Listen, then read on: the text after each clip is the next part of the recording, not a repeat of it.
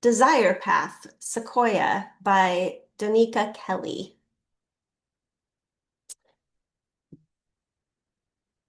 Today I see the faces in everything. The trees across the street, the clouds in Ansel Adams's The Golden Gate before the bridge, San Francisco, California. In the picture, I'm not hugging the sequoia. I'm showing the woman behind the camera I am small, young, that I have always been vulnerable to fire. And I am smiling to know this. I'm holding my arms perpendicular to the plane of my body, which is parallel to the plane of the tree. The tree between my arms, outstretched. And in so doing, I am saying to the woman behind the camera, you too are small, young. You have always been vulnerable to fire. In taking the picture, she says, I agree. You are small. The picture is on a screen in a hotel room. The woman behind the camera, a figment of memory. Her face smudged, imprecise. There is pleasure in planes gone to silt, in time, as with water, as with wind, doing its sedimentary work. Pleasure in what's past, the feeling of the tree's rough bark, its trunk as a hole between my arms, as the Golden Gate through either peninsula, running into ocean under only one horizon. Pleasure in not knowing, fire, steel, grief, what's yet to come. Oh, let's see, I lost you all. Let me bring you back. Um, there we go. Okay. So I wanted to read that poem because I live in California. West Trestle is named after a bridge in Auburn in California. And so it seemed appropriate to who we are. But also, I listened to an interview with Donika, and she was talking about how uh, she saw an Ansel Adams photograph of the Golden Gate and realized that the Golden Gate is actually the body of water and not the bridge. And it had never really occurred to me until I heard her say that. And I grew up in California. We think of it as being the bridge, but it's actually this beautiful body of water. And she was just noticing how beautiful it was before there was a bridge there. Um, and then also she was talking about how the other photograph in the poem was taken by her ex-wife, and they were young and they were having this lovely time in the woods, and how, everything had changed and how everything is changing. Um, and she talked about the vulnerability of the trees, and then she also learned that the sequoias need fire to release their seeds.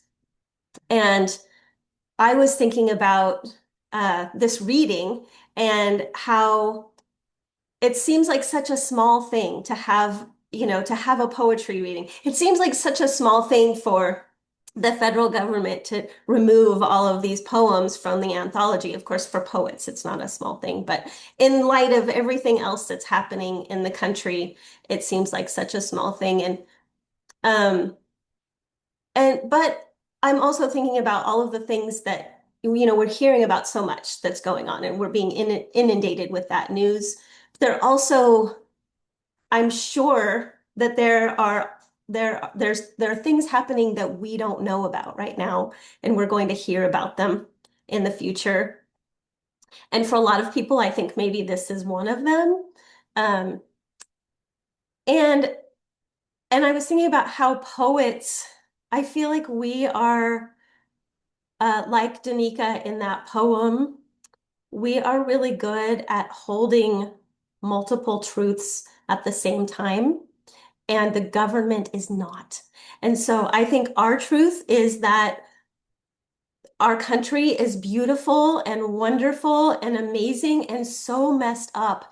And we can bring that fire that releases those seeds of the sequoias and make it make it better, make it grow. Hopefully, fingers crossed. But anyway, that's why we're here. So so I'm Trisha. I'm the editor-in-chief of West Trestle, and I'm here with Annie, who is the assistant managing editor. That's who she is, and Kathy, who is our poetry editor. And we're glad that you are joining us today.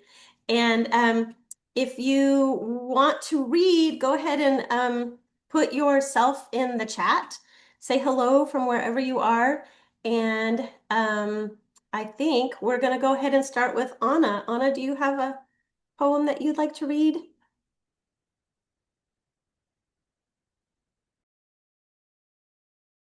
Uh, I, I, I do want to read, but I didn't prepare because I think I didn't understand that everyone was going to read. So if I can have a minute, I will choose and then read.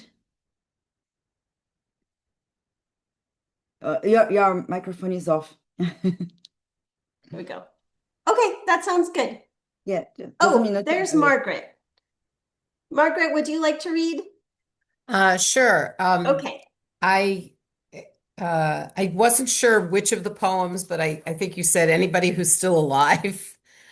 So, and I chose a poem by Nathan McLean. This poem, as a result of reading this poem one day a few months ago, I ended up um, contacting Nathan McLean, and he was workshopping some of my poems. So it was just this poem really led to that. So I was thrilled to see it in the anthology.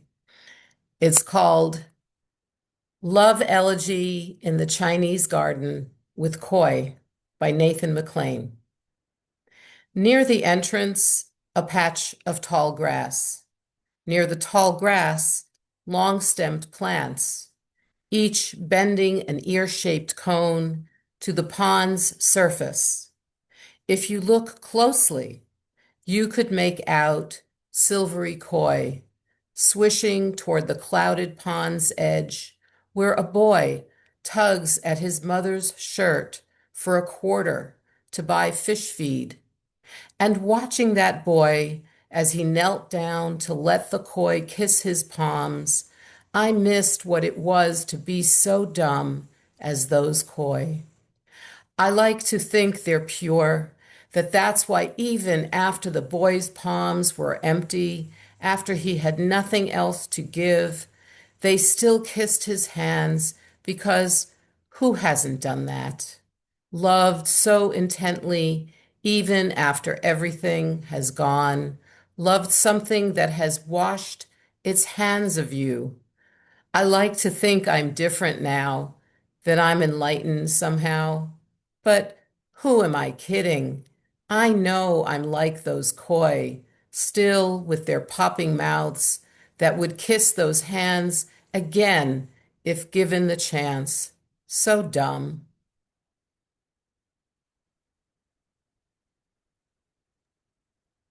Margaret, do you want to tell us why you chose that poem?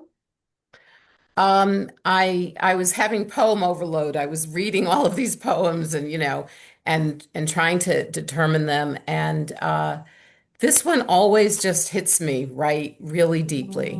Mm. And it could be taken on so many levels, and it could be taken personally, but it also could be taken politically. And I think there's this dumb hope in it that is kind of where I am right now, with our country. Sort of, maybe it's dumb, but I'm trying to be hopeful. Same, same. Thank you. Thank you for sharing. Kathy, do you want to read a poem? Sure, yeah. If Okay, especially if like Anna's maybe not quite ready yet, I can go ahead and read the one that I had wanted to. Um, okay. Okay, so this poem is I just realized this is one of the things Trisha does not like in a poem in our submissions. This has a one-word title. Okay, okay, I can be a normal person. Um, okay, so this poem is called Monument and it's by Maider Wang. So just a really quick little background on Maider. Maider Wang is a Hmong American poet. She was born in Fresno, California. Um, Wang's parents resettled in the United States in 1981 as Hmong refugees fleeing Laos. She has three collections of poems out, Afterland, Yellow Rain, and Primordial, and the middle collection, Yellow Rain, was a finalist for the 2022 Pulitzer Prize in Poetry. So just a little bit of background. Okay, and the poem is called Monument for Pulse Moa. What is the name for an antelope who grazes inside a dream, then vanishes into the nebula's brush? What is the face for refurbishing grammar at each comma's lip, whose identity never remembers the shape of beige? What is the word for how to conjure the sight of a line hushed beneath the flap of 1,000 shifting plumes? What is the body of a garden where a crescent despairs, drifts beneath the melt of amber? The season is always growing out its hooves. One cradle song of your leaving is not larger than the forest of your arrival, to make you a noun forever. A loss of you cannot be equal to the loss of you.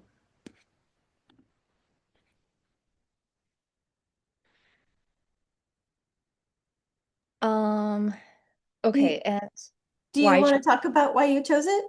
why I chose it.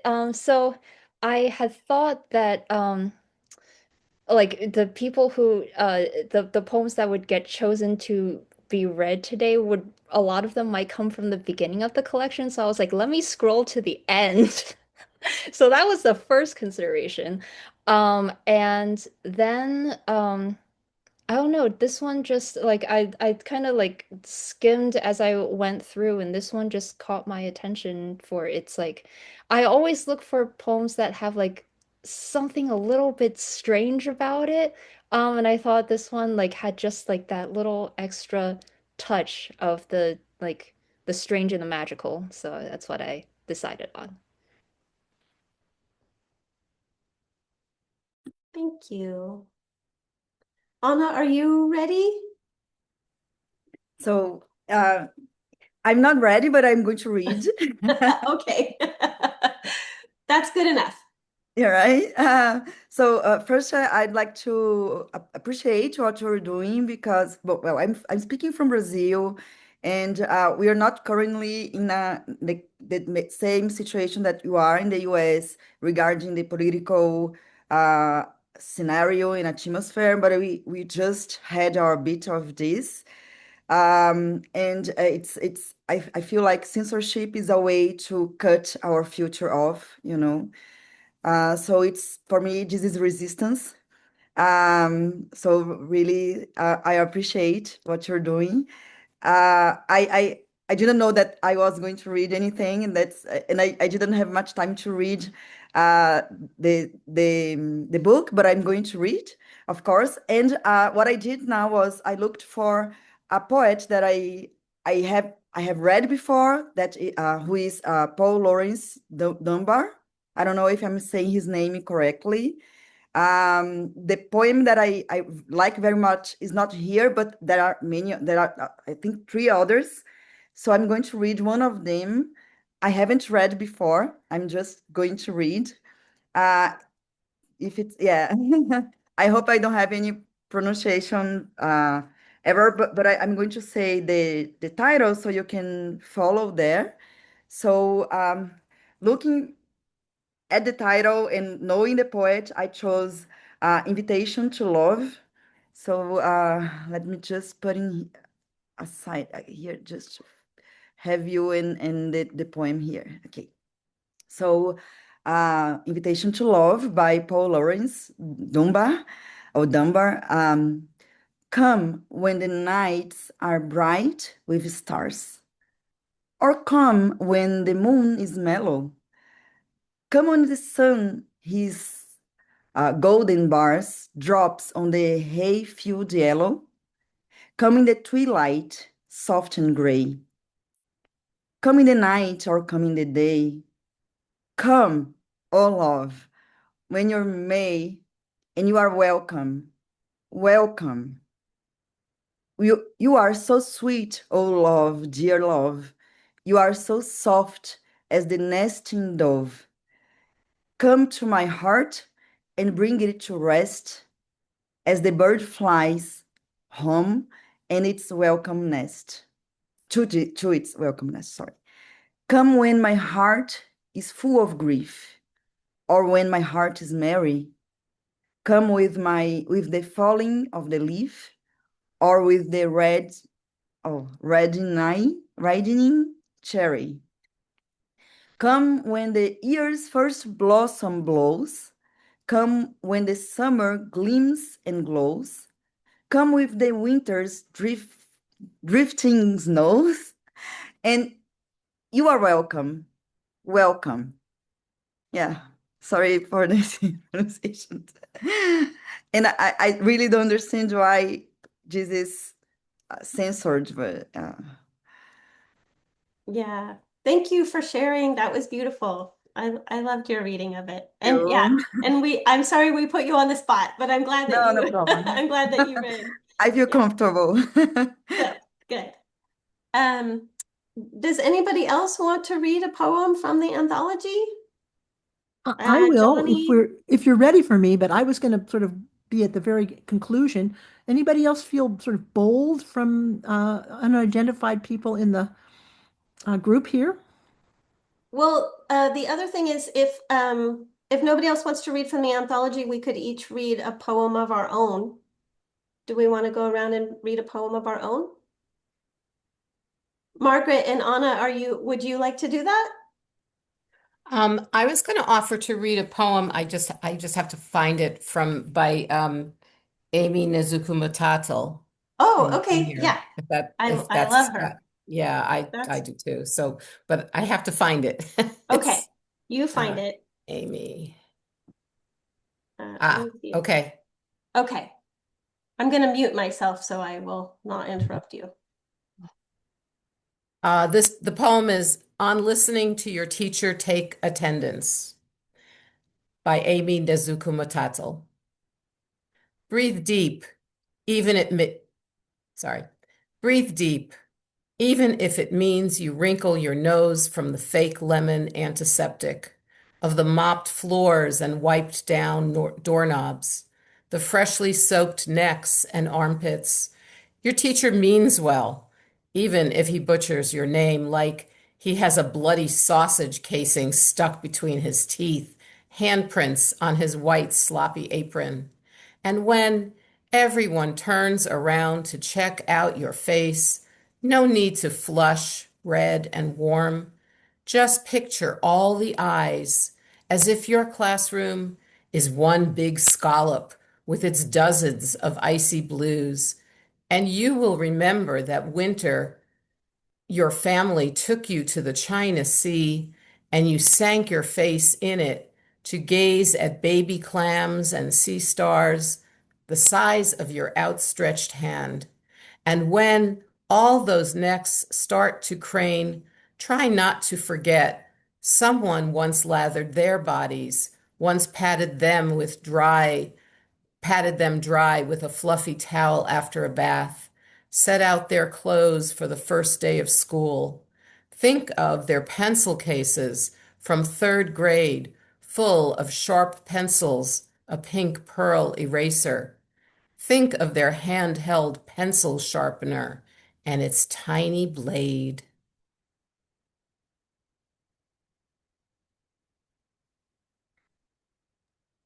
I love that poem. Thank you so much for sharing it. Um, Anybody else want to read one of their own poems? Kathy, do you have something you want to read? Uh, I mean, not particularly, but I can read one. Well, you don't have to. I actually have a poem that I can read if I can find it here quickly. Let's see. Okay, then I'll go after you. Okay, sounds great. There we go. So this is maybe the most political poem that I have written. So and I should just explain my most recent book, The Most Kissed Woman in the World. Every poem is a portrait of God. And so this poem is Portrait of God as field notes from a small town reporter. It's the red rectangle I notice, not the wrinkled cap, the salt wash of his sober white face, beard like silver ash that clings to an untapped cigarette. It's not until I've turned the corner that I remember the night this man's son drank his way to the tracks.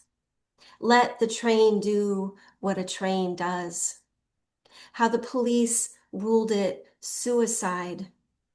But this father, drunk on rage and whiskey, demanded I unwrite it. Because a family isn't a family, he said, if a son marks his own book with death's stamp. Mm. He was a happy boy, this father said. And I remember the words of the conductor through the phone line, his voice telling what his eyes saw, a young man who was finished with this life. When I was young, my uncle said the railway always gifted him with one day off after he couldn't stop the train in time, which was every time. And I wondered how this conductor, this witness, spent his one free day. It happened just like you wrote it, he said. And I had to tell the father that I couldn't unwrite the story. And I let him scream sorrow at me, told myself to take it from the same man standing on the highway overpass, holding on to his Make America Great Again sign.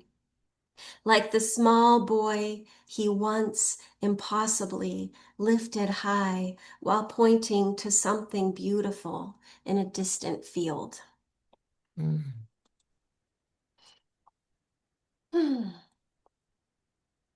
All right. Well, thank you for listening. Are you ready, Kathy? Yes, I am ready with two options. You tell me which one. One of them is my own and one of them is somebody else's. Which one do you want? I'd like to hear a Kathy poem. Oh, uh-oh. That's one I was hoping you wouldn't choose. Okay. But I put it, you know what? I put it as an option, so I did this to myself. Okay, so this appears in the spring summer issue of Epiphany. So this was about 2 years ago. And this poem is it's one where like the title like goes right into the poem itself. So the title is I'm gonna read the title itself and then I'll read the whole thing with the title again. I Saw Infinity is the title. I saw infinity at a birthday party once, and when I exclaimed it in front of my friends, I meant literally that I'd spotted the figure eight we were looking for in the scavenger hunt chalked in blue on the patio. Not that I already saw the birthday girl and all the rest of us too, as drops of light on a river, the small forevers we live washed into a larger eternity. At the park, a kid crawls around on the sundial, held up by stone goddesses to the cherry trees in full bloom. I wait forever to take a picture while they circle the fin of time into and into and into its growing shadow. When they finally climb down, a breeze sprays petals from overhead, and a pink piece of infinity lands in their hair, clinging for a moment before drifting away. Mm. Thank you. Thank you for sharing. Trisha, I That have I have a poem of my own that's on the more political side of the spectrum that I could read. okay, Yeah. let's hear it. Okay. And then after you, Anna, if you want to read your poem, okay. Okay. So this was published in New Verse News a couple of months ago. We can do very little, but I will do this. Starting now, I propose to use good instead of good when I talk about a good thing, and to say pretty rather than pretty when I'm struck by how pleasing something looks to me. I want this murdered woman, that executed man, to live in my language with their names alive and visible, notwithstanding their absence from what should be a good world where so much is pretty. I could do nothing to save them from the horror of their deaths. I can do nothing for their loved ones, the people whose lives they graced every day. Grief won't allow me to turn back the hands of time, restore someone who was good and someone who was pretty to this frightening world.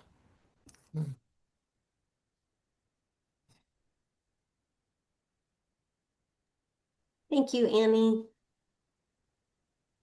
Anna, I would love to hear your poem and would you do you want to read it in Portuguese first and then? Yeah, I do. I Okay, was thinking about it. Maybe I can read in Portuguese and then I read the translation, okay, right? Please. that would be Because then I great. feel, yeah, thank you. So, and then I'm going to read in Portuguese, and when I read the translation, I can share with you in the screens because if I have any pronunciation issue, you can understand, right? So, first in Portuguese, let me get it. Um, I closed. Let me just.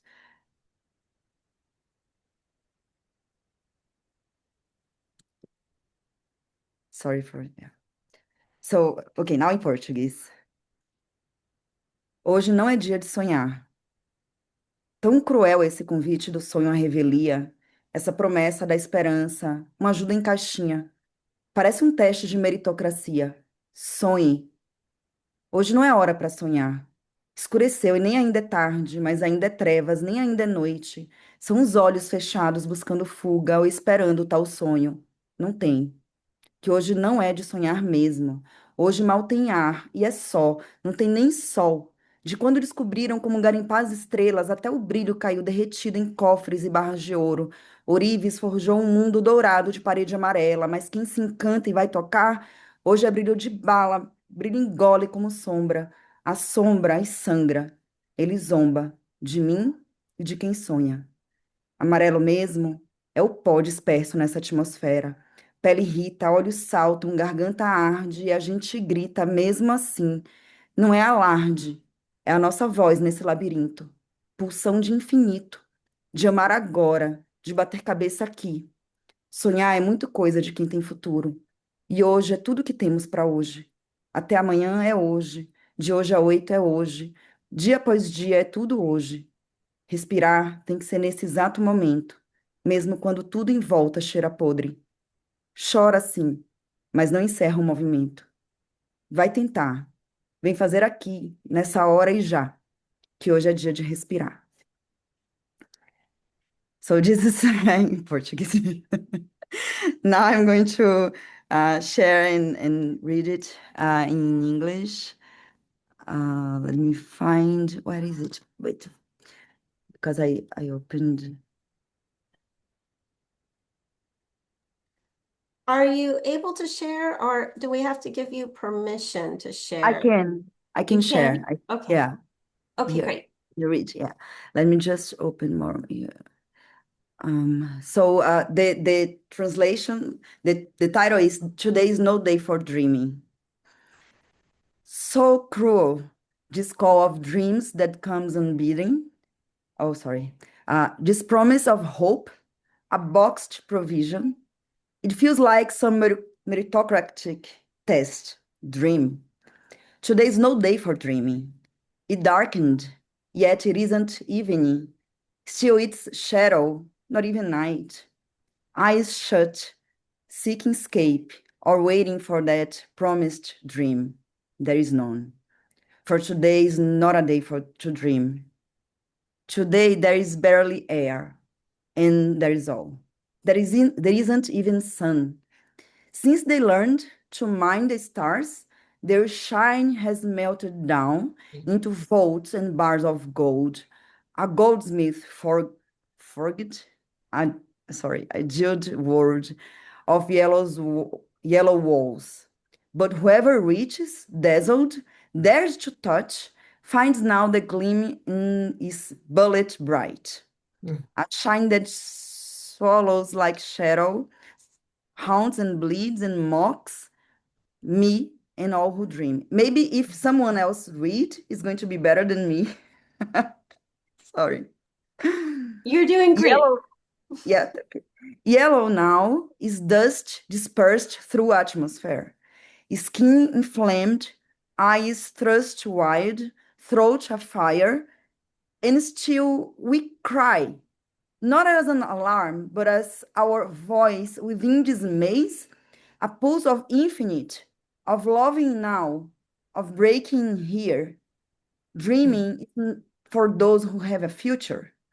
And today is all we have of today. Even tomorrow is today. A week from now is still today. Day after day, only today. Breathing must be now, this very instant, even when all around smells rotten. Cry, yes, but do not steal the motion. Go on, try. Come do it here, now, this hour.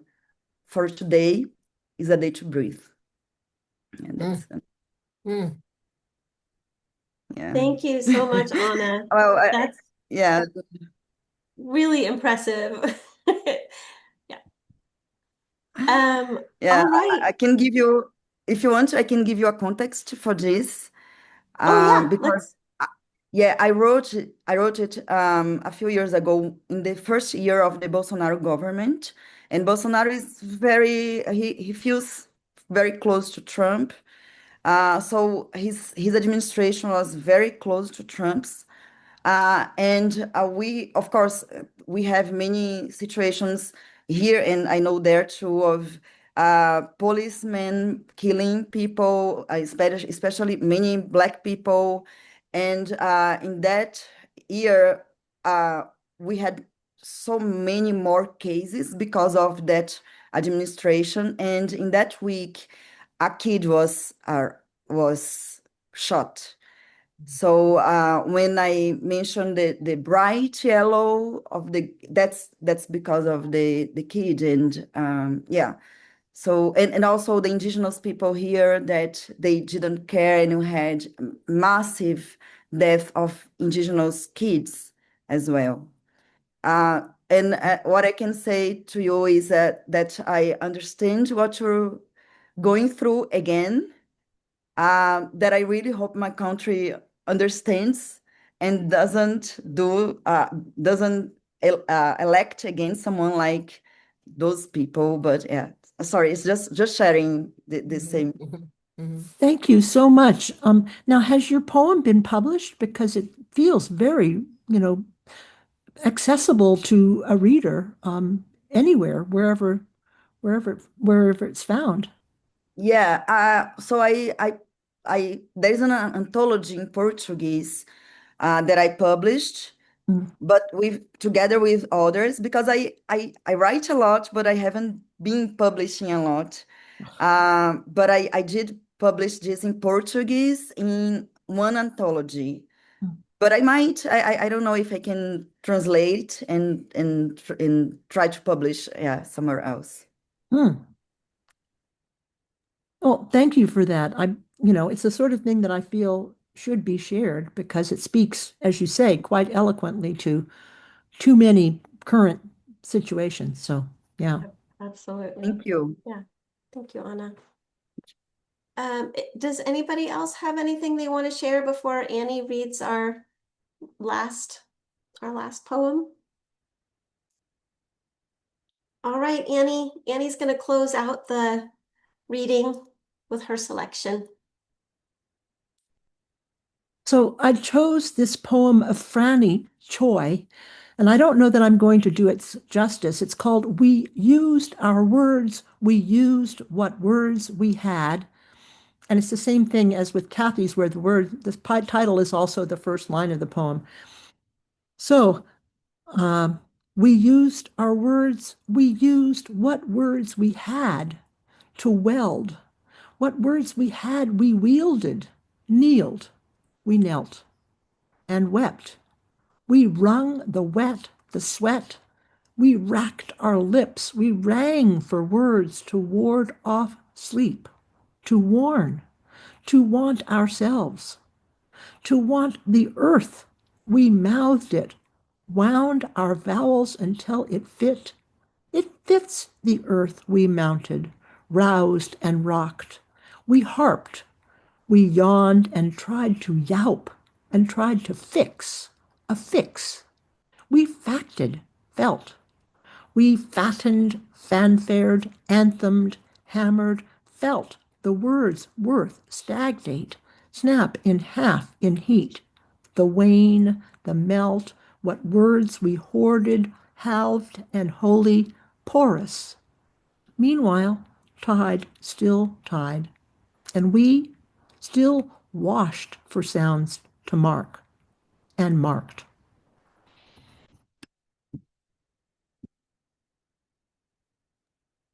I think that's such a perfect poem to end with. So may our words be those seeds that are released with the fire that we're feeling. Thank you all so much for coming and supporting West Trestle, and we appreciate you and and your words and for being here. It means a lot. It means a Yeah, lot to us. glad to, and especially having somebody come all the way from Brazil, extra special for us.